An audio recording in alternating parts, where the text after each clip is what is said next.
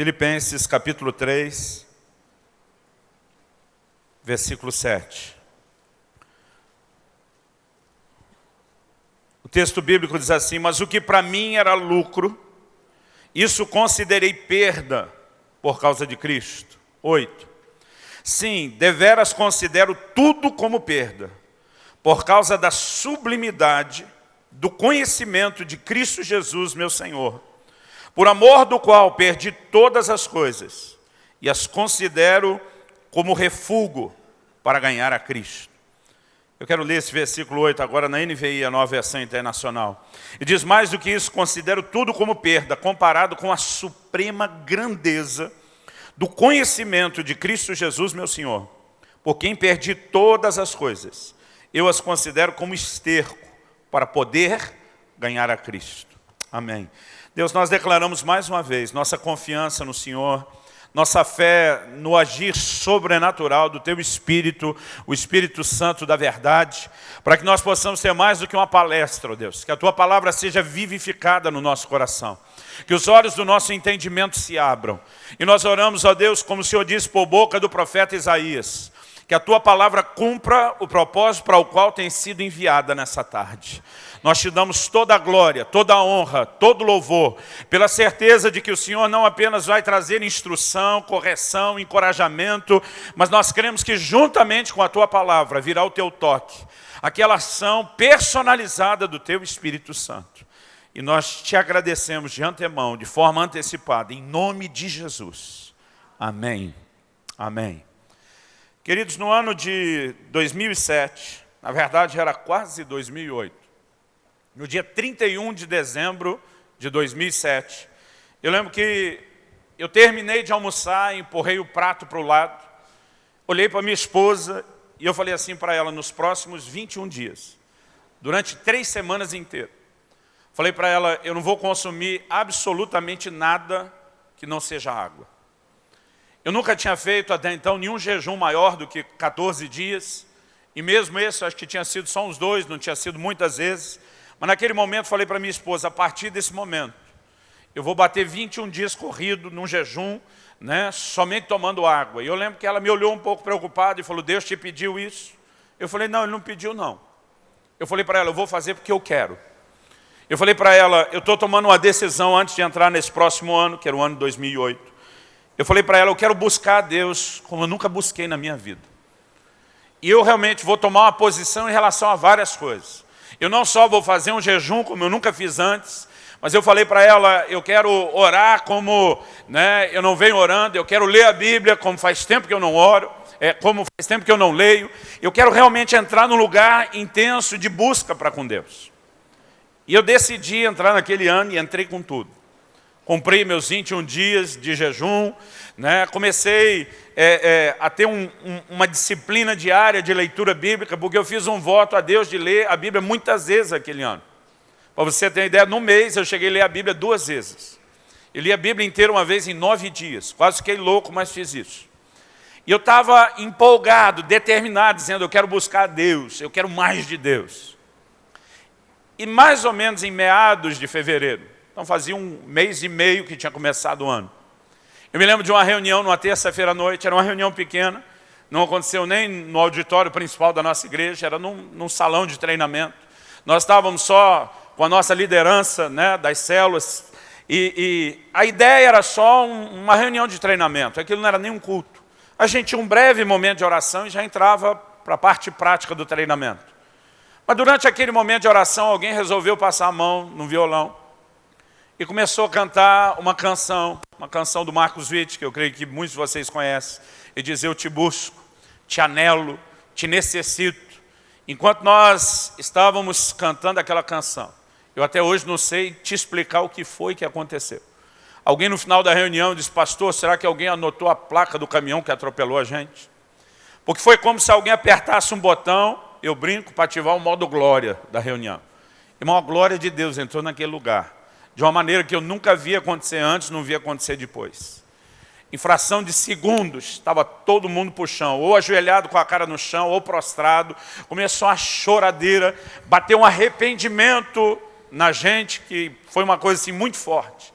E o senso de arrependimento que veio sobre todos nós era por não estarmos buscando a Deus como deveríamos buscar. E eu confesso, querido, que naquela hora eu queria estar aqui testemunhando para você que eu também me arrependi profundamente, mas eu confesso que eu reagi de uma forma muito carnal, leviana, na verdade. Porque dentro de mim o que bateu foi uma indignação.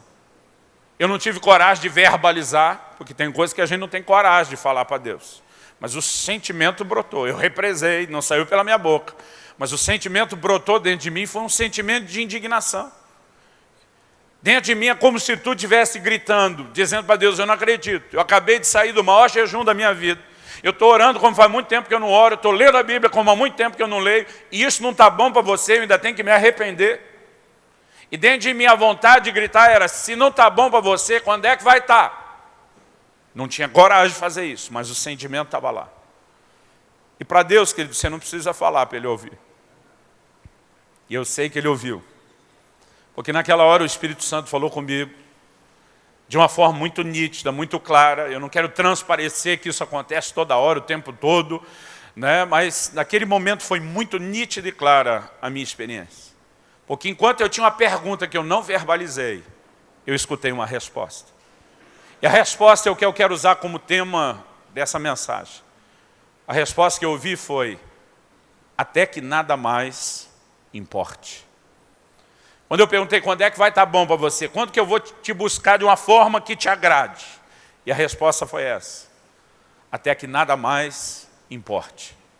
Eu entendi naquele dia, porque meu coração ficou com vergonha da maneira amorosa como Deus me envolveu. Foi muito constrangedor. Porque se eu sou Deus, e graças a Deus que eu não sou, porque se eu sou Deus e alguém fala comigo do jeito que eu estava pensando em falar com Deus, eu acho que eu esmagava que nem um inseto. Mas Ele falou de uma forma muito amorosa ao meu coração. Ele diz, eu estou muito mais interessado em ter comunhão com você do que você comigo. E Ele diz, o que eu quero de você não é o que você está me oferecendo. Ele me diz, você está equivocado a respeito do que eu realmente desejo. E esse versículo de Filipenses 3 se abriu de um jeito, querido. É como se alguém estivesse explicando ele para mim nos mínimos detalhes. O apóstolo Paulo diz, tudo aquilo que antes era importante, e diz, perdeu completamente o valor, a ponto de eu olhar e dizer, é esterco, é refúgio, não vale nada. Ele diz, porque algo se abriu diante dos meus olhos. Ele diz, eu encontrei um outro tesouro. Eu descobri uma coisa de tamanho valor, que é a sublimidade do conhecimento de Cristo Jesus, meu Senhor. Ele diz, é a suprema grandeza desse conhecimento. Essa palavra, que ele é até difícil de tradução. Ele está dizendo que isso ocupou um lugar, uma expressão diante dele, que o resto perdeu completamente o brilho. E naquele momento, Deus começou a me fazer lembrar de uma história. Eu, como pastor, eu fui chamado para atender e intermediar um casal que tinha tido uma discussão muito séria. A gente lá no sul brinca que um casal cristão não briga, tem excesso de comunhão. Eles exageraram na comunhão, a coisa estava tensa. E me chamaram para intermediar a coisa, e eu cheguei lá. E quando eu cheguei, aquele marido estava indignado. E foi logo dizendo, pastor, essa mulher é uma louca. Eu falei, calma. Jó chamou a mulher dele de louca, mas ele tinha razão. Vamos ver se você tem razão. Ele começou a dizer, nós temos, eu não me lembro se era quase 20 anos de casado, ou se já fazia, né, um pouquinho mais dos 20 anos, mas ainda em torno de 20. Isso foi há muito tempo atrás. Porque eu me lembro que quando eu vi quase 20 anos de casado, eu achei muito tempo. Né? E daqui a alguns meses, quem vai fazer 20 anos de casado sou eu. Então essa experiência deve ter sido aí de 15 a 18 anos lá para trás. E eu lembro que ele estava indignado e disse, nós temos quase 20 anos de casado. E essa mulher sempre quis que eu fosse com ela no supermercado. Pastor, eu não gosto de supermercado, eu odeio supermercado, eu nunca quis saber de ir com ela no supermercado. E eu falei, ó irmão, e não é só você, o sindicato é grande, tem força, né, tem muito marido. Ele falou, bom, mas resumindo, resolvi agradar essa mulher e resolvi me dobrar e dizer, vou com você ao supermercado. Eu falei, que bom, irmão. Ele falou, espera a história terminar. Aí diz, você acredita que quando voltamos do supermercado, essa mulher vira para mim e diz, eu nunca mais quero que você vá comigo no supermercado? Eu falei, também acredito nisso. O que é que você fez? Ele falou, até eu estou tentando entender essa mulher. E aí, de repente, a mulher interrompeu ele com um sinalzinho com a mão, posso falar? Eu falei, sua vez, pode falar. Aí ela olhou para mim e disse, pastor, eu nunca quis que ele fosse comigo no supermercado.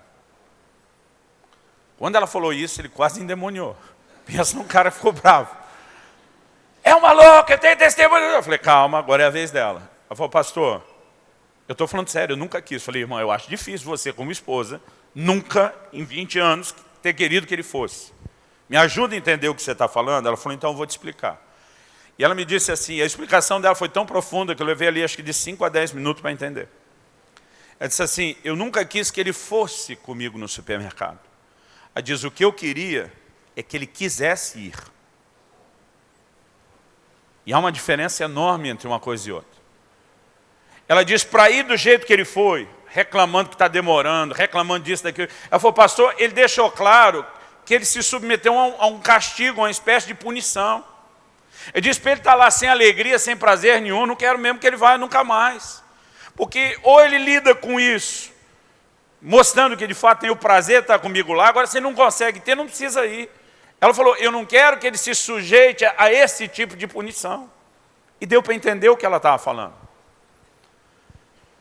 Nesse dia, quando o Espírito Santo estava falando comigo em cima desse texto, ele me fez lembrar dessa história.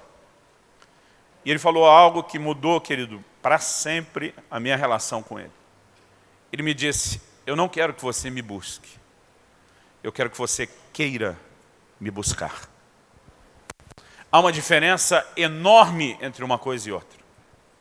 Deixa eu dizer, querido, nós fomos criados, ser humano, o homem foi criado com um propósito muito bem definido. Abra a sua Bíblia comigo em Atos capítulo 17. Atos capítulo 17. Vamos ler junto aí os versículos 26 e 27. O apóstolo Paulo estava pregando na cidade de Atenas, no Areópago, o maior palco da filosofia do mundo da sua época. E nessa mensagem, o apóstolo Paulo, pelo Espírito Santo, mexe em algo importante. No versículo 26 ele diz, de um só, uma clara referência a Adão, de um só fez toda a raça humana, para habitar sobre toda a face da terra, havendo fixado os tempos previamente estabelecidos e os limites da sua habitação. Agora olha o versículo 27.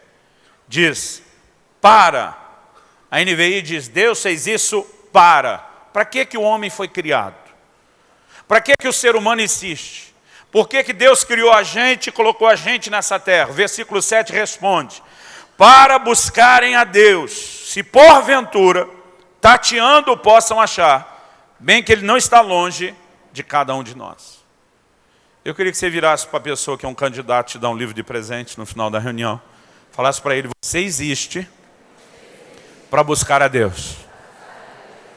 Outro dia alguém falou, pastor, eu sou obrigado a ficar falando com a pessoa do lado. Eu falei, não é não, só depois explica para ele por que você não quer falar. Isso é só para ajudar a gente a memorizar, mas eu não quero que isso seja um peso, tá bom? Se eu mandar você repetir e você não gosta, finge que está orando na hora, que aí o irmão do lado acho que vai entender.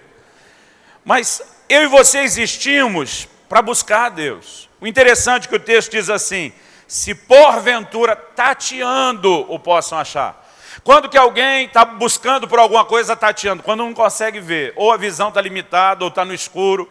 Então Deus está dizendo que mesmo o ser humano desprovido de visão, de entendimento, de capacidade de encontrar Deus, ainda que numa busca limitada, tateando, apalpando, ele tem que buscar Deus. E a Bíblia diz que Deus não está longe. Ele vai facilitar as coisas, querido, ele não vai dificultar. Eu me lembro, eu tenho 2 filhos, o Israel que está hoje com 17 anos e a Alissa com 14 anos. Mas quando os 2 eram pequenininhos, eu brinquei muito com eles em casa. A gente brincava muito de se esconder. Eles escondiam, eu tinha que achar, e eu me escondia e eles tinham que me achar. Na hora de eu me esconder, irmão, eu facilitava para eles. Eu ia para trás da cortina da sala, ficava com os pés para fora, né? Ficava forçando a barriga para frente, apesar que na época não precisava forçar tanto. E era fácil para eles me achar, porque a ideia não era eu ficar escondido e eles procurarem não me encontrar. A ideia era justamente eles conseguirem me achar. E eu lembro sempre disso porque Deus, querido, Ele tem procurado facilitar as coisas para que a gente possa achá-lo, para que a gente possa encontrá-lo. Muitos de nós, antes de converter, batemos em muitas portas. A gente estava buscando, meio que apalpando aí no escuro. Mas em algum momento, ele se revelou e se permitiu ser achado de nós. Você pode dizer amém? Agora, a gente existe para buscar a Deus. Isso é um fato na Bíblia. Agora, vamos para o próximo. Como deveria ser essa busca? Por boca do profeta Jeremias, lá no capítulo 29, no versículo 13. Deus diz assim, buscar-me-eis e me achareis. Quando? E diz, quando me buscardes de todo o vosso coração. Deus não quer que essa busca, querido, seja só uma espécie de protocolo a ser executado.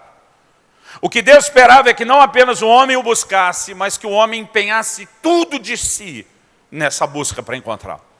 Quando perguntaram para Jesus qual é o maior de todos os mandamentos, ele nem titubeou, ele disparou na hora.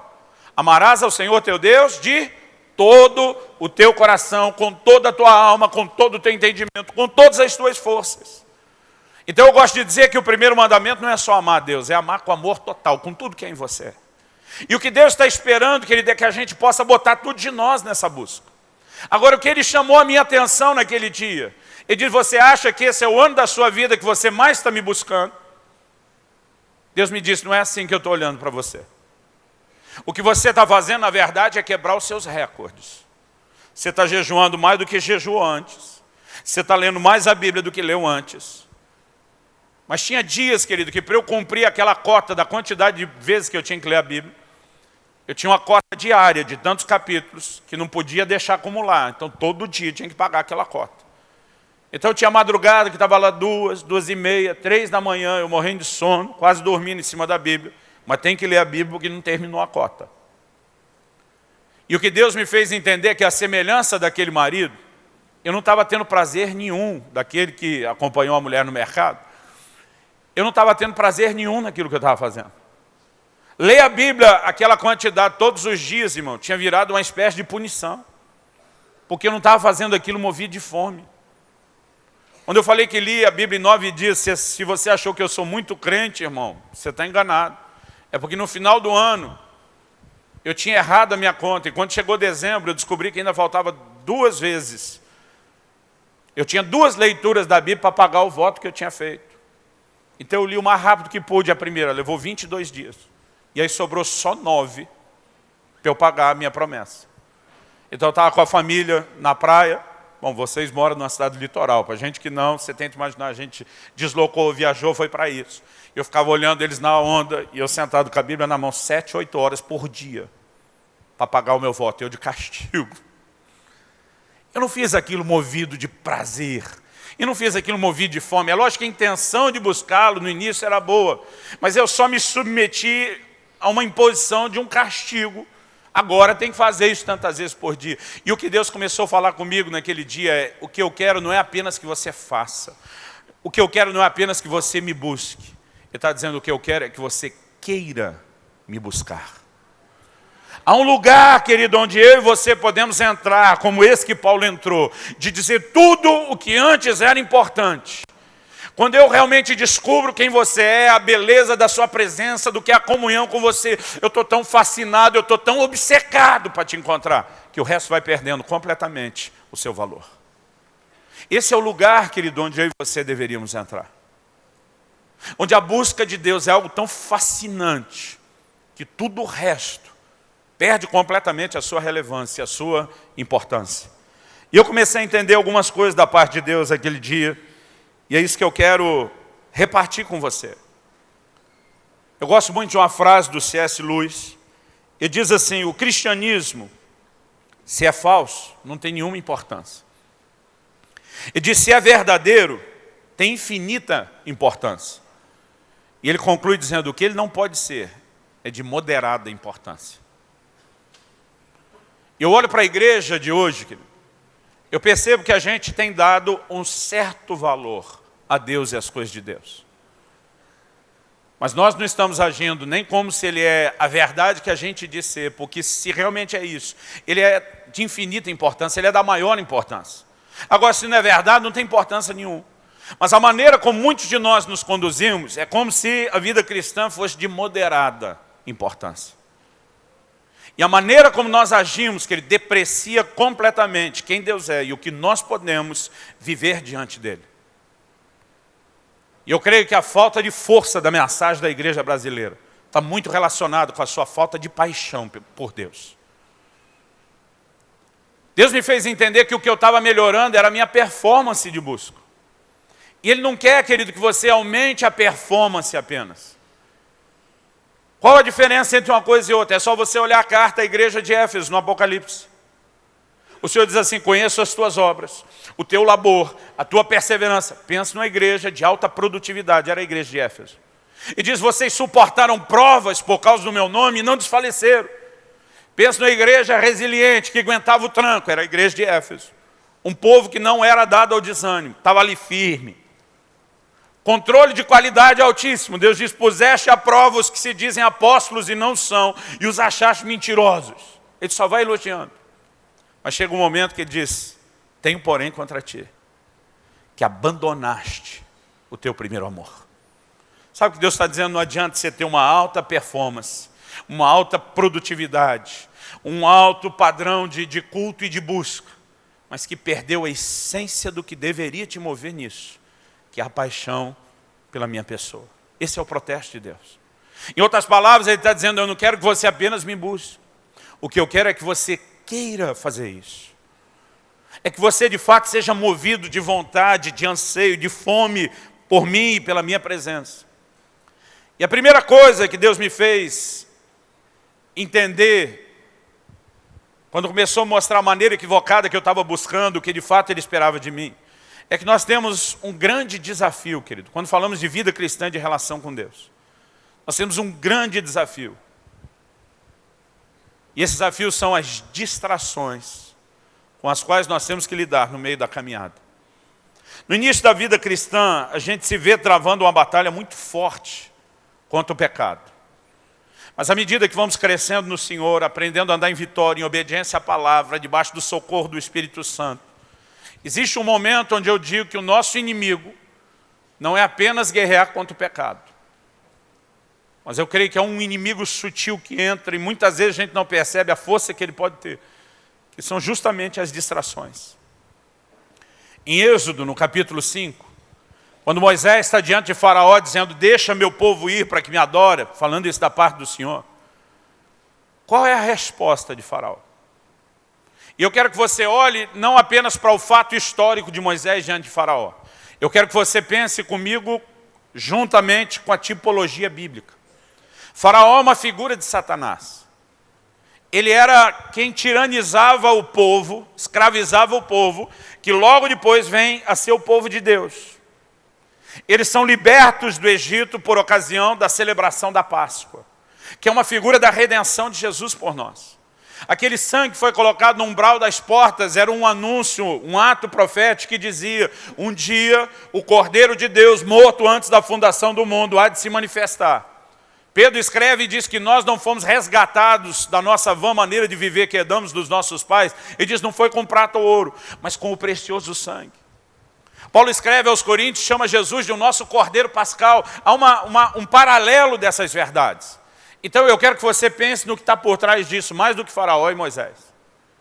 Quando Moisés diz: deixa meu povo ir para que me adore, qual é a resposta de Faraó? Ele diz: esse povo deve estar muito ocioso para estar pensando em adoração. Então ele começa com uma estratégia sutil: vamos dissuadir o povo da ideia de adorar a Deus. Como? Vamos encher eles de trabalho. Então ele aumenta a carga de produtividade, dobra, decide, além de aumentar o trabalho, não mais oferecer a palha que antes entregava, diz: agora vocês têm que correr atrás. Porque a estratégia é: se a gente sobrecarregá-los de serviço e atividade, eles não vão ter tempo para pensar em Deus. Eu quero te dizer que isso é um paralelo de uma estratégia usada por quem Faraó prefigura, que é Satanás, contra mim e contra você. Vamos encher o povo de atividade, para que eles não tenham tempo de pensar em Deus. Nós somos parte de uma geração, querida, acelerada demais. E eu posso falar em nome do sindicato dos hiperativos. Eu sou desses que durante muito tempo considerei dormir uma perda de tempo. Estou sempre ligado no trifásico, fazendo um monte de coisa ao mesmo tempo.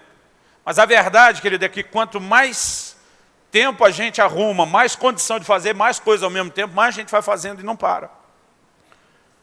Eu vi um pregador dizer um dia desse que a coisa boa das redes sociais, como o Twitter e o Facebook, é quando a gente chegar diante de Deus por causa dela, ninguém vai poder dizer para Deus que não tinha tempo para orar. Porque se somar o tempo que a gente gasta nessas coisas, a gente vai ficar impressionado, como toda hora a gente está abraçando coisa. E muitas vezes começam a surgir distrações que nos fazem esquecer de quem Deus é e o lugar que Ele deveria ter na nossa vida. Na manhã dessa terça-feira, que eu estava contando, que nós tivemos essa reunião, que foi quando isso tudo aconteceu, e Deus começou a falar comigo. Pela manhã, naquele dia, eu estava lendo a Bíblia, no meu momento devocional com Deus. E um texto da Bíblia me chamou a atenção. Eu confesso que eu não consegui entender porque aquilo chamou tanto a minha atenção. Se você puder, abra comigo Isaías 5. Versículos 11 e 12. Interessante é que esse texto martelou na minha cabeça o dia inteiro. E eu ficava pensando, Deus, você deve ter errado de endereço, esse negócio não é comigo não. E antes de ler, eu só quero desenvolver um pouquinho mais aqui a ideia das distrações. Eu falei do faraó, mas você vai encontrar vários ensinos na Bíblia mostrando, querido, como a gente pode se deixar ser distraído. Em Lucas 14, se você estiver anotando, Jesus está num banquete, numa casa, e alguém faz o seguinte comentário: bem-aventurado aquele que comer pão no reino de Deus. Aí Jesus, na hora, aproveita e conta uma parábola. E ele fala de alguém que preparou um banquete, convidou aquelas pessoas que queriam que estivesse no banquete. E aí, quando o banquete estava pronto, ele mandou só notificar quem já tinha sido convidado. Ele não está convidando de última hora. Ele convida antes e agora ele diz, chegou a hora. Nesse momento ele fala de 3 desculpas que foram dadas. Um deles diz assim, comprei um campo e eu não posso ir. O outro diz, comprei 5 juntas de bois, tenho que experimentá-las, não posso ir. Um outro diz assim, casei-me, portanto não posso ir. E o que é interessante é que as figuras que Jesus usa são de coisas lícitas, elas não são erradas. Comprei um campo, aquisição de uma propriedade. Se você não está nessa fase, talvez depois de casar vai estar, de entender o que é orar por uma propriedade, no mínimo pela sua própria casa. E para a maioria de nós, querido, conseguir adquirir uma propriedade, seja casa própria, seja algo ligado aos negócios, é uma grande conquista. A gente iria rotular isso de uma bênção de Deus, de resposta à oração, de algo especial. Nós não estamos falando de algo errado. O outro diz, eu comprei 5 juntas de bois. Para quem vivia, querido, principalmente da lavoura, isso significava o aumento da produtividade. Os bois eram os tratores da época, os New Holland da época. Então ter 5 juntas de bois significava plantar mais, colher mais, aumentar a produtividade. Qualquer pessoa hoje que pudesse falar de um aumento dos seus negócios, da capacidade de gerar rendimento, ia dizer isso é bênção. É resposta à oração, uma coisa boa, não é ruim. O terceiro nem se discuta, diz casei-me. Eu creio de todo o meu coração, querido, que o casamento é bênção de Deus para nós. Se a gente viver da forma certa, dentro do padrão de Deus, dentro do modelo de Deus, daqui a alguns meses eu vou fazer 20 anos de casado. Depois de Jesus, a melhor coisa que me aconteceu na minha vida foi o meu casamento. Eu oro que Deus te abençoe muito, em nome de Jesus. A gente não pode dizer o casamento é ideia de Deus, é plano de Deus, é vontade de Deus, não podemos dizer que é ruim. Mas eu quero te dizer, querido, que mesmo quando coisas boas, listas e que tem até cara de bênção e resposta de oração, começam a substituir o convite de Deus para mim e para você, para um lugar de comunhão, mesmo que aquilo em si não seja errado, ele passou a ocupar um lugar errado nas nossas vidas. Porque está nos distraindo do verdadeiro propósito para o qual nós existimos, que é buscá-lo. As distrações, querido, e não só o pecado, tem se mostrado, eu acredito, tem se mostrado ser um grande problema. Em Lucas, no capítulo 10, eu já vou ler Isaías aí com vocês, não esqueci não. Em Lucas, no capítulo 10, nós lemos a respeito daquelas duas irmãs de Lázaro, Marta e Maria. A Bíblia diz que Maria se assentou aos pés do Senhor Jesus para ouvir a palavra. Marta estava no agito, na correria. Eu imagino que se eu tivesse o privilégio de receber Jesus fisicamente na minha casa, como eles receberam, é lógico que eu também queria me esforçar para atendê-lo bem. Eu não consigo imaginar Jesus chegando em casa e eu servindo um almoço qualquer. Eu imagino que eu também ia querer me dedicar, eu ia querer fazer algo especial. Eu me lembro quando era ainda recém-casado, minha esposa estava voltando da faculdade, eu liguei para ela, falei, amor, hoje você não precisa se preocupar com o almoço. Decidi cozinhar para você. Ela ficou toda feliz do outro lado, disse, é mesmo? E o que você fez? Falei, olha, o ideal era ser uma surpresa, mas já vou te adiantar. Preparei uma massa com peixe. Eu tenho certeza que você vai gostar. E ela ficou imaginando essa massa com peixe. Quando chegou, era um miojo que eu tinha feito e uma lata de sardinha que eu tinha aberto. Ela olhava e dizia, massa com peixe, vai dizer que não é massa e que não é peixe. É nunca, querido, eu fiz aquilo mais por brincadeira, é nunca que eu ofereceria uma massa com peixe dessa para Jesus. Eu ia tentar aproveitar aquele momento, então eu não posso dizer que eu não entendo a cabeça da Marta.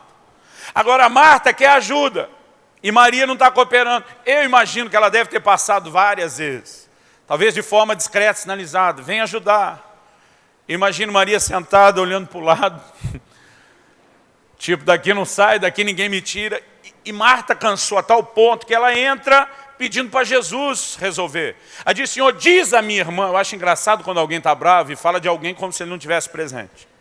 Eu já vi isso várias vezes. Marido e mulher brigar, diz, menino, fala para o seu pai. O pai está ali. Mas diz, menino, fala para o seu pai. Aí o pai responde, menino, fala para a sua mãe. Né? Os dois agem como se o outro não estivesse ali. E ela chega e diz, Jesus, fala para minha irmã me ajudar. E ela imagina que naquela hora Jesus vai entendê-la, Jesus vai ficar do lado dela, Jesus vai defendê-la, vai advogá-la, mas não é o que acontece. Se você estiver anotando, está em Lucas 10, 38 a 42. Jesus diz assim, Marta, Marta. Por 7 vezes na Bíblia, você vai ver Deus chamando alguém pelo nome 2 vezes seguidas. São exatamente 7 na Bíblia inteira. Em todas as 7. Se você procurar, você vai perceber que Deus está tratando com a crise. Eu creio que se Marta soubesse disso, a espinha dela já teria gelado. Só de ouvir Marta, Marta. Acho que ela ia pensar, vem bomba. Ele diz, você está preocupada. Tem uma versão que diz, distraída. Outra diz, agitada com muitas coisas. Mas Jesus diz, poucas coisas são realmente necessárias. Aí ele diz assim, ou mesmo uma só. Ele está dizendo, no final das contas, o que realmente importa é uma coisa só. Que coisa é essa, Jesus? Ele vira e diz, Maria, sua irmã escolheu a boa parte. Ela escolheu o que realmente importa. Aí Jesus diz, isso não lhe será tirado. Ele está dizendo, se você pensa que vai arrancar sua irmã daqui e que eu vou ficar do seu lado, você está enganada. Ele diz, Marta, você está distraída. Irmão, a motivação era das melhores. Ela está querendo servir Jesus, ela está querendo agradar Jesus. E eu já descobri, querido, que até o ministério, muitas vezes o nosso empenho de agradar a Deus trabalhando, pode se tornar uma distração para que a gente não o busque da forma como deveríamos buscar. Então nessa manhã, vamos lá para Isaías, senão vocês vão achar que eu esqueci dele. Nessa manhã de terça-feira, do início de fevereiro de 2008, esse capítulo 5 de Isaías, versículo 11 e 12, que é o nosso texto, ele me chamou a atenção de um jeito que eu não consigo te explicar, eu não conseguia desligar dele, o dia inteiro esse texto ficava martelando na minha cabeça. Ele diz assim, ai dos que se levantam pela manhã, e seguem a bebedice, e continuam até a alta noite, até que o vinho os esquenta. Liras e harpas, tamborins e flautas, e vinho há nos seus banquetes. Porém não consideram os feitos do Senhor, nem olham para as obras das suas mãos. Eu ficava o dia inteiro me defendendo desse versículo. Aí dos que se levantam pela manhã, segue a bebedice, continua até alta noite. Irmão, eu nasci num lar cristão. Eu cresci dentro de uma casa e dentro de um lar onde não existia bebida alcoólica. A gente aprendeu a importância de se manter longe e distante disso durante a vida toda. Então eu dizia, isso não tem nada a ver comigo. Mas à noite, quando nós tivemos aquele momento especial na reunião, o Espírito Santo me fez lembrar do texto. E ele diz, eu estou tentando falar com você o dia todo. Eu falei, mas eu não consigo entender que bebedice é essa que o senhor está falando, porque eu não bebo. E o Espírito Santo me disse, você precisa enxergar mais do que a embriaguez natural. Por exemplo, em Lucas 21, não vou ler o texto, mas em Lucas 21, o Senhor Jesus diz assim, cuidai, para que por ocasião, ele está falando da sua vinda, por ocasião do meu regresso, os corações de vocês não estejam carregados de embriaguez. Ele não está falando ali de embriaguez literal. Ele está falando de gente que se embriagou com coisas dessa vida a ponto de perder a conexão com Ele. E o que o texto está dizendo, ai dos que se levantam pela manhã, seguem a bebedice até a noite, ou seja, seu dia inteiro tem algo te embriagando. E o versículo 2 diz assim, mas não lembram do Senhor. O 12 que nós lemos termina dizendo assim, não consideram os feitos do Senhor, nem olham para as obras das suas mãos. Tudo aquilo, querido, que engole o meu e o seu dia, a ponto da gente não conseguir lembrar de Deus, são coisas que estão nos embriagando. E acredite, é possível se embriagar até mesmo com coisas boas, até mesmo com bênçãos de Deus na nossa vida. Não foi o que aconteceu com Noé? Gênesis 9 diz que ele plantou uma vinha. Irmão, depois do dilúvio, a terra nunca esteve tão bem regada. Pensa numa colheita boa. E era costume dos povos antigos, por ocasião da colheita, fazer uma festa para celebrar a bênção recebida. E na hora de festejar a bênção recebida, Noé se embriagou. Tem muita gente se embriagando, querido, com a própria bênção de Deus. Tem coisas que muitos de nós pedimos a Deus, buscamos, e que depois de termos recebido, se tornaram justamente a desculpa para a gente já não estar mais tão intenso em Deus.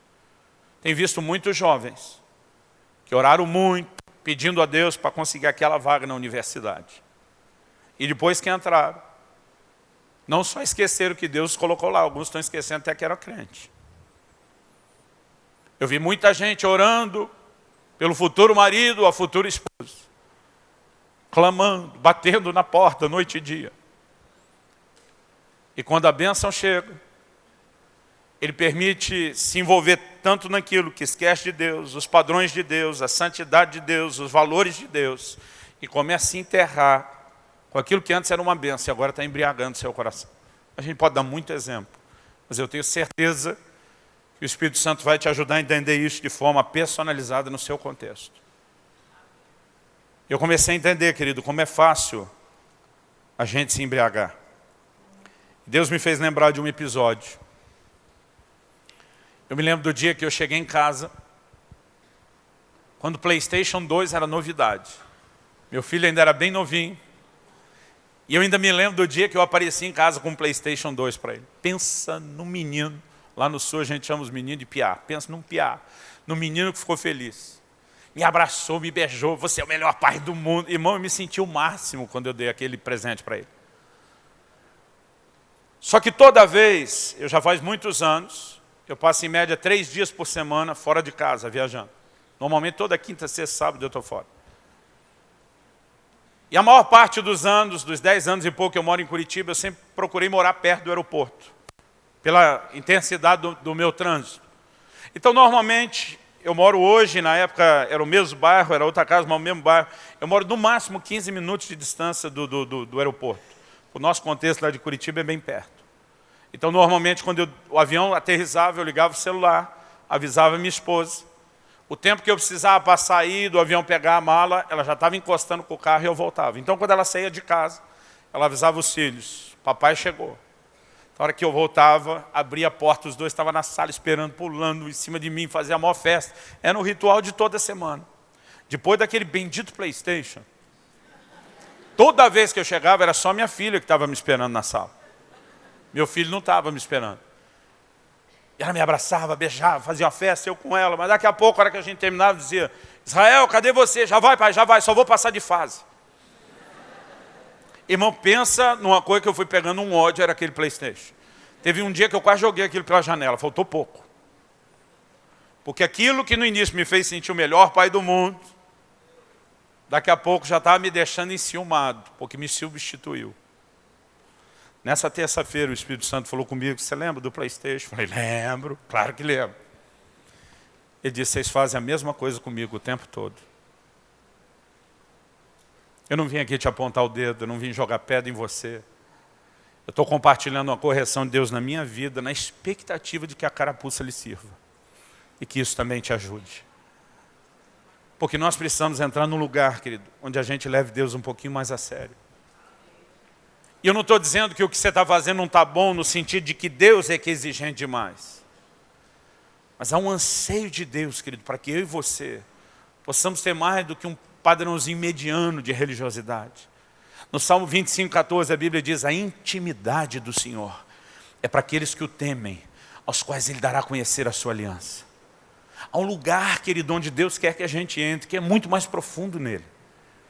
E o anseio de Deus é pela comunhão com o homem. Deus tem desejado isso desde o início. Você olha para o Éden, quando Ele criou Adão e Eva, o primeiro casal. Eu brinco que Ele não respeitou nem a lua de mel do casal. Todo santo dia Ele estava lá no jardim. Dizendo, eu quero estar com vocês, eu quero me relacionar com vocês, eu quero estar próximo de vocês. Quem está entendendo, diga amém. Entanto, muitas coisas que Ele tem se tornado verdadeiras manifestações dessa embriaguez na nossa vida.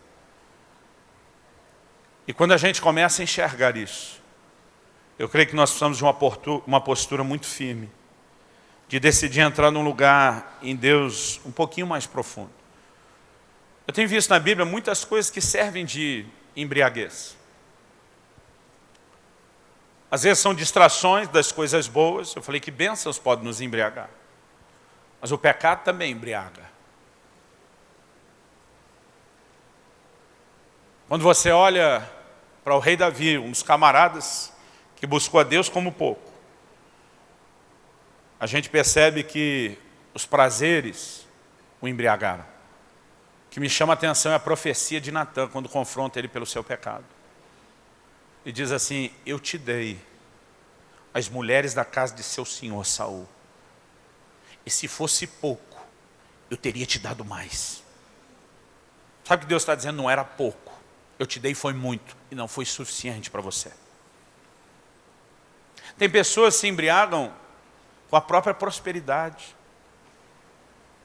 Eu tenho visto muito isso. Eu acho que é por isso que João escreve a Gaio na sua terceira epístola e diz, amado, eu desejo que você seja próspero e tenha saúde, assim como, ou tanto quanto é próspera a sua alma. Porque prosperidade do lado de fora, que não é seguida de prosperidade do lado de dentro, não termina em tragédia. Eu tenho visto muita gente que quando alcançou um lugar de posição, e a Bíblia diz isso, que Uzias buscou o Senhor. Enquanto buscou o Senhor, a Bíblia diz, Deus o fez prosperar. Mas a Bíblia diz, havendo se tornado forte, corrompeu-se o seu coração. Muitos de nós, quando chegamos num lugar de bênçãos que Deus deu, a gente se perde lá. Eu tenho visto gente que se embriagou com o próprio ministério, o serviço ao Senhor. Falamos de Marta, que está distraída por causa do trabalho. A Bíblia fala, na terceira epístola de João, de um tal de Diótrefes, que eu resolvi apelidar ele de Idiótrefes. João diz, ele não nos recebe. Imagina, Martim, poder receber o próprio apóstolo João, que teve as visões do Apocalipse na ilha de Patmos. Eu fico imaginando o João vindo na minha igreja dar um seminário de escatologia. Meu Deus do céu. Que honra seria alguém que andou do lado do Senhor daquela forma, com esse nível de experiência. O tal do Diótrefes não recebia João. Não deixava ninguém da igreja receber. E a Bíblia diz, se alguém recebesse ou apoiasse o ministério de João, ele excluía da igreja. E João diz assim, porque ele gosta de ter a primazia. Em outras palavras, ninguém pode brilhar mais do que ele. Qualquer um que brilhar um pouquinho mais é uma ameaça. Ele se embriagou com uma posição.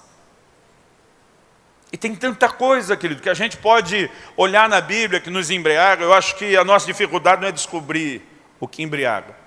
A gente precisa entender como isso nos afeta e como a gente pode se livrar disso. O problema de quem se embriaga, em qualquer bar você vai ver essa cena, mas é difícil você ver um bêbado bebendo sozinho. Difícil. Normalmente o cara gasta o dinheiro que não tem para pagar uma bebida para mais alguém. Vamos beber comigo. Porque normalmente quem se embriaga, ele começa a arrastar os outros para o mesmo lugar. O mesmo Davi que se embriagou com o seu pecado, foi quem embriagou Urias depois para tentar encobrir a coisa. A mesma Marta que está distraída de Jesus, que arranca Maria de lá. Até porque, querido, quando os outros estão se conduzindo de forma diferente da gente, isso nos denuncia. Então é melhor arrastar todo mundo para o buraco com a gente, porque isso não vira uma cobrança. Mas como eu e você podemos nos livrar disso? Eu creio que é um lugar, querido, onde nós podemos entrar de uma forma mais profunda em Deus. É quando a gente começa a descobrir de fato a importância do que é buscá-lo. É quando ele vira esse objeto de fascinação. Então a gente quer tanto ele, que qualquer outra coisa que possa nos embriagar, perde o seu encanto. Perde o seu poder de fascinação sobre nós. Não sei se você já parou para pensar por que a Bíblia chamou Davi de um homem segundo o coração de Deus. Não é porque ele era perfeito, porque a Bíblia destaca a sua imperfeição. Eu acredito que em linhas gerais, apesar dele também ter errado, Davi tinha uma predisposição para buscar o Senhor muito forte. No Salmo 27:4 ele diz assim: uma coisa pedi ao Senhor, e a buscarei. Interessante que é um cara como o rei, no natural podia ter qualquer coisa. Parece que o crédito dele diante de Deus, pelo que Natan falou, se fosse pouco teria dado mais, parece que diante de Deus ele podia qualquer coisa. Mas ele disse, se tiver que simplificar, é uma coisa só que eu pedi a Deus. Tipo, essa é a que realmente importa. E ele diz no Salmo 27:4, que eu possa habitar no seu santuário e contemplar a sua formosura. E diz, eu quero estar naquele lugar, diante da presença de Deus, onde eu esteja lá para admirar a Deus. Ele fala de contemplar formosura. E diz, o que eu quero, Senhor, é te apreciar. O que eu quero é ficar babando na sua beleza. E ele termina no versículo 4, Salmo 27, dizendo assim, e inquirir no seu santo templo. Outras versões dizem meditar, porque a palavra traduzida inquirir ou meditar, ela significa examinar profundamente. Em outras palavras, está dizendo, eu quero estudar Deus, eu quero entender Deus. Eu acredito que essa é a razão pela qual Deus, quando olha para trás, para o tempo do Velho Testamento, de tudo que teve lá, em termos da visão de casa de Deus, o tabernáculo de Moisés era uma obra de arte sobrenatural. Ele encheu os artesãos com seu espírito, porque só no natural eles não conseguiriam reproduzir o que Deus queria. Depois isso é substituído pelo suntuoso e glorioso templo de Salomão. Mesmo depois do período pós-exílio de Babilônia, tem a reconstrução, nos dias de Jesus, o templo de Herodes, que era outra obra-prima. Mas quando Deus olha para trás, querido, ele não tem saudade de nenhuma dessas três casas. Através do profeta Amós, Deus diz assim, reedificarei o tabernáculo de Davi que está caído. O que era o tabernáculo de Davi? Quando ele recupera a arca perdida, ele não leva para a tenda do tabernáculo que estava em Siló. Ele traz isso para a cidade de Davi, para Sião. Ele levanta uma tenda, é uma tenda simples, não tem beleza nenhuma na tenda, o chão é de terra. Ele bota a arca no meio da tenda. Mas ele coloca os levitas, e é a primeira vez que a música é introduzida no formato de adoração na casa de Deus. Ele coloca os levitas para se revezarem em turnos, 24 horas por dia, 7 dias por semana, sem parar. Para ficar em volta da arca o tempo todo, dizendo, o Senhor é bom, a sua bondade dura para sempre. Deus está dizendo, se tem algo que eu sinto falta, é daquilo que Davi instituiu, e eu vou trazer isso de volta. Há um lugar, querido, onde nós entramos diante de Deus, não é para buscá-lo movido de interesse. Porque a maioria de nós, querido, quando a coisa aperta, a gente corre para Deus. Depois que Ele intervém ou as coisas dão uma melhoradinha, a gente diminui a busca. Porque a maior parte da nossa busca, muitas vezes, é interesseira. Eu creio que o que Deus realmente está esperando é o momento onde a gente vai se deixar ser tão fascinado por Ele, tão atraído por Ele, que o resto, querido, perde completamente a relevância. Nessa terça-feira do início de 2008, Deus fez com que eu me lembrasse de um episódio que tinha acontecido um ano antes, exatamente um ano antes. A gente sempre começava, logo no início do ano, com uma conferência de avivamento para dar um gás na igreja. E no ano de 2007, eu lembro que eu abri a conferência na quinta, e sexta e sábado trouxemos um outro pregador, um amigo, que tem sido assim, muito usado por Deus. E eu lembro que a sexta noite foi ainda mais gloriosa que a abertura na quinta.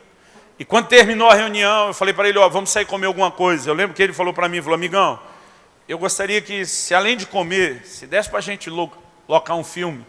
Faz dias que eu estou na estrada, só na correria. Ele falou, eu queria relaxar um pouco. Eu falei, tem uma locadora, na época a gente ia na locadora ainda buscar filme. Tem uma locadora que fica aberta até mais tarde, a gente pega um filme daqueles de ação, daqueles que a gente gosta. E a gente vai ver isso junto. Então, depois de comer, nós fomos para a casa de um dos pastores da minha equipe, que era o que tinha a maior tela de TV, tinha um surround daqueles, era uma mini sala de cinema. E quando a gente chegou lá, estamos se acomodando na sala, alguém já está ligando, lá o dono da casa ligando DVD. Aí ele vira para esse pastor amigo nosso e diz, você já conhece minha sala de oração? Porque tinha uma sala de oração que era um espetáculo, no andar de cima. Eu já conheço. Mas os meninos estavam com ele, do Ministério do Louvor, a equipe que ele levou, e disse, não, a gente não conhece. Ele falou, então vamos lá dar uma olhada, vocês conheceram? Eu falei, ninguém vai a lugar nenhum. E aí eles me olharam assustados. Eu falei para o dono da casa, nós sabemos o que vai acontecer se nós entrar lá. Nós vamos começar a orar. E nós viemos aqui para ver filme. Eu sei, irmão, quando eu falo hoje, eu tenho tanta vergonha. Eu não lembro de nenhuma vez que a gente entrou naquela sala de oração com alguém para dar uma olhada, que a gente não ficou, como diz um amigo meu, para dar uma chapadinha. E eu falei, ninguém vai para lá, nós viemos aqui para ver filme. Todo mundo, tá bom. E aí sentamos para ver o filme. Agora pensa num filme ruim. Pensa no filme que nós botamos e ruim, mas ruim em todo sentido, irmão. Além de quando terminou, espiritualmente parece que a gente estava tudo vazio depois daquele culto glorioso. A produção, do ponto de vista cinematográfico, tudo ruim, não prestou nada. Eu lembro que várias vezes no meio do filme a gente dizia aí, a gente para ou continua. Mas você pensa em parar agora, daquela raiva de ter perdido tempo e dinheiro. Aí alguém fala, não pode ser tão ruim, tem que melhorar. Mas foi piorando, irmão, até acabar de um jeito que deu raiva em todo mundo. Eu lembro do arrependimento que deu na gente. De ter gastado aquele tempo, ter gastado dinheiro, de ter enterrado o que a gente tinha recebido de Deus. E eu lembro que no final a gente chegou a orar, pedindo perdão a Deus pela má mordomia do nosso tempo. E no dia seguinte, no sábado à noite, nós tivemos uma noite tão gloriosa, que eu lembro que esse pastor amigo meu falou para mim, gordinho, acho que Deus perdoou a gente de ontem. Porque ele veio e veio com força. E esse episódio passou, já fazia um ano. Nessa terça-feira, quando nós estamos lá, todo mundo chorando, e o Espírito Santo me fazendo entender essas coisas, ele disse, ano passado, você trocou a minha presença por aquele filme. Eu falei para ele, isso é golpe baixo. Tua palavra diz que o Senhor dos nossos pecados já não se lembra. Miqueias diz que o Senhor joga eles no fundo do mar. Alguém disse, se juntar os dois versículos, dá para dizer que Deus jogou no mar do esquecimento. Eu falei, já me arrependi. O Senhor não tem direito de reviver esse pecado de um ano atrás. O Espírito Santo falou no meu coração, você só se arrependeu porque o filme foi ruim. Disse, se o filme tivesse sido bom, você não tinha nem percebido a troca que você fez. Porque muitas outras vezes, você me trocou por filmes que você achou bom e você nem percebeu o que você fez. Aí nesse dia, querido, a ficha realmente caiu. Eu não estou dizendo, querido, que você não possa ver um filme. Aquele dia a gente estava debaixo de um mover de Deus. Existia um chamado dele para um tempo mais profundo, um lugar mais profundo. A gente diz, não, a gente tem que se divertir. Mas há um momento quando os nossos olhos começam a se abrir, que a pessoa dele é tão fascinante, querido, que o que vai acontecer é o contrário. Você vai botar de lado um filme. Você vai botar de lado uma coisa que você gosta e você vai dizer, o que eu quero é estar com você. E sabe, querido, você não vai fazer isso porque tem que fazer. Você não vai fazer isso porque é obrigado a fazer. Mas porque o seu coração começa a entrar num lugar de descobrir quem ele é. E você começa a se sentir tão obcecado, tão atraído por ele, que o resto vai perdendo a sua importância. Eu me lembro quando comecei a namorar com a minha esposa. A gente namorava à distância, morava cada um numa cidade. Tinha que se falar por telefone. Na época, irmão, interurbano era caro. Não tinha internet, tinha Skype, não tinha, né, nada dessas facilidades de comunicação hoje. E depois da meia-noite, o interurbano ficava mais barato. Então a gente tinha que falar depois da meia-noite.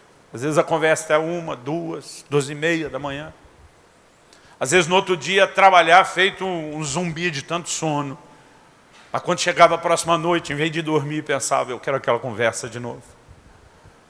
Qualquer um de nós, querido, quando está obcecado por algo, consegue entrar num lugar onde o resto vai perdendo a importância.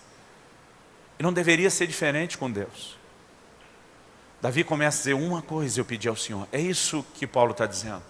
Por causa da sublimidade, do conhecimento de Cristo Jesus, meu Senhor. E diz, eu considero todas as outras coisas refúgio. Eu gosto muito de uma visão do Apocalipse, eu quero terminar com ela. Abre comigo em Apocalipse capítulo 5.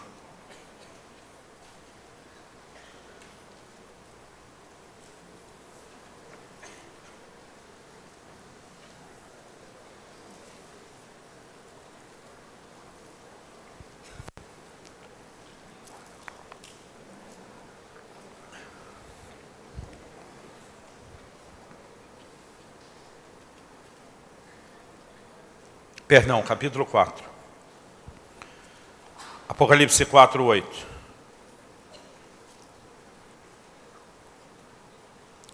Antes de ler o versículo 8, eu quero só que você se lembre de uma visão que Isaías tem. Está lá em Isaías 6, a gente não vai ler. E diz, no ano em que morreu o rei Uzias, eu vi o Senhor. Aí Isaías diz, eu vi o Senhor assentado no seu alto e sublime trono. E diz, as orlas do seu manto enchiam a casa, o templo. E diz, em volta dele havia serafins, dizendo, santo, santo, santo é o Senhor dos exércitos. Isaías tem essa visão cerca de 700 anos antes de Cristo.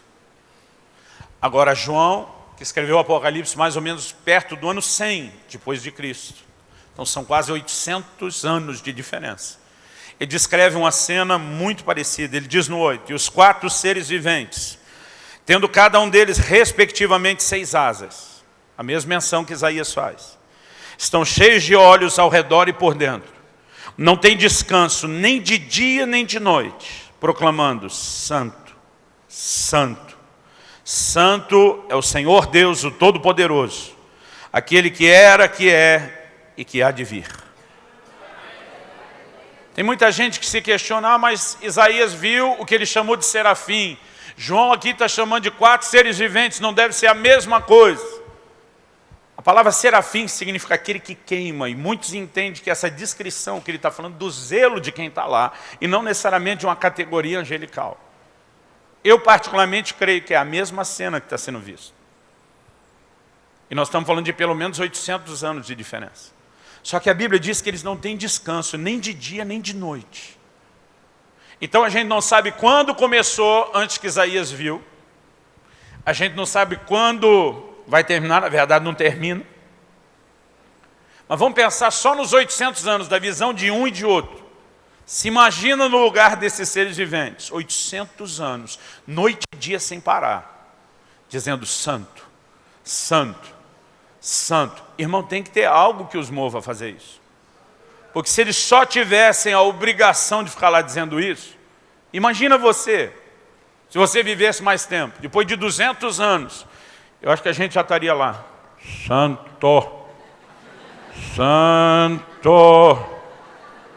Porque se não houver uma revelação que te mova, querido, seria a coisa mais enfadonha do mundo ficar repetindo isso noite e dia, sem descanso, sem cessar. Mas sabe o que o texto diz, esse versículo diz sobre esses seres viventes? Ele diz assim, que eles são cheios de olhos, por trás e por diante. Outra versão diz por dentro e por fora. Ele não consegue definir o que são essas criaturas, porque diz elas são tomadas de olhos.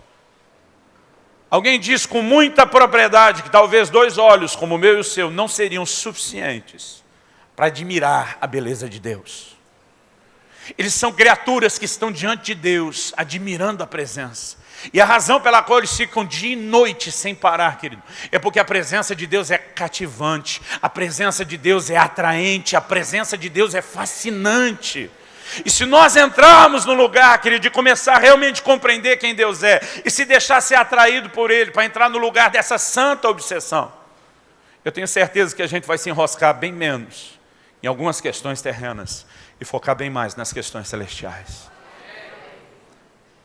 Há um lugar onde eu e você podemos entrar, onde nós vamos deixando de lado algumas coisas, que não é porque elas são proibidas, é porque elas perdem a importância.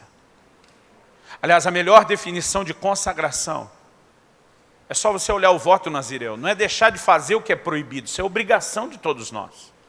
Consagração é quando alguém ia além da proibição e abria mão de algo lícito, de algo permitido para os outros.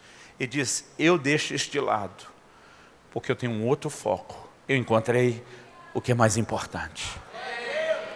É por isso que santidade, querido, não funciona com uma pregação legalista só cheia de proibição. Porque ela nunca deveria ser de fora para dentro, ela tem que ser de dentro para fora. E eu creio que Deus quer levantar uma geração que vai se deixar ser tão atraída, tão fascinada por Ele, que não tem distração nesse mundo, não tem pecado, não tem o que vai parar a gente de fazer a obra de Deus e implementar o seu reino em todas as áreas da sociedade.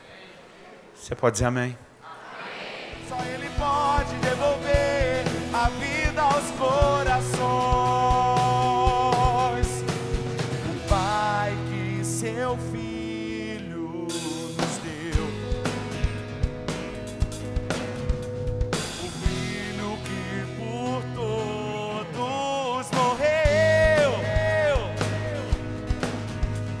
em nós derrama amor e graça e nos convida à sua mesa, nos